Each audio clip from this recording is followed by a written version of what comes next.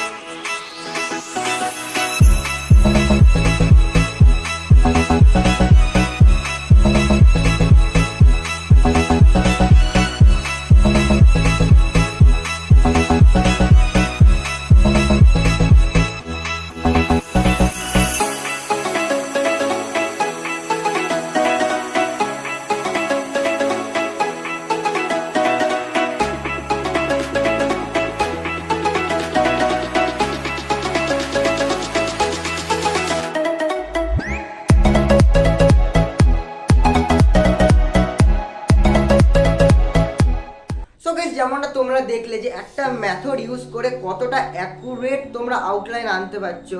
আর যারা বলে না যে ড্রয়িং হার্ড, ড্রয়িংয়ে কোনো ফর্মুলাস নেই, তো তাদের কাছে তো একদম দূরে থাকো তাদের কাছ থেকে। বিকজ যেমন সায়েন্সে ফর্মুলাস আছে, ম্যাথে ফর্মুলাস আছে, তেমনি ড্রয়িংয়েও কিছু ট্রিক্স আছে যেটা ফলো করে একটা প্রফেশনাল আর্টিস্ট আঁকে। কারণ আমি যেহেতু প্রফেশনাল আর্টিস্টদের ফলো করি, তাদের ট্রিক্স অলওয়েজ আমি অ্যাবজর্ব করি, তো আমি জানি কিছু কিছু টিপস ওরা ফলো করে, তো সেগুলোই আমি ডিসকাস করি তোমাদের সঙ্গে। আর যেমন তোমাদের আমি দেখালাম যে লুমিস মেথড ফলো করে তোমরা কতটা অ্যাকুরেট ড্রয়িং আনতে পারো। আর আমি এই রিলেটেড আরও ভিডিও আনবো যেন তোমাদের কোনো রকম প্রবলেম না হয়। আর এই রকম ইজি প্রসেসে ড্রয়িং শিখতে হলে অবশ্যই দ্য আর্ট প্ল্যানেটকে সাবস্ক্রাইব করে রাখো পরের ভিডিওগুলো পাওয়ার জন্য। আর ভিডিওটা যদি ভালো লেগে থাকে, একটু যদি বেনিফিশিয়াল মনে হয় ভিডিওটা, তো অবশ্যই একটা লাইক করে দিও, নিজেকে একটা হালকা করে কমেন্ট করে দিও। So that's enough for today, see you on next video.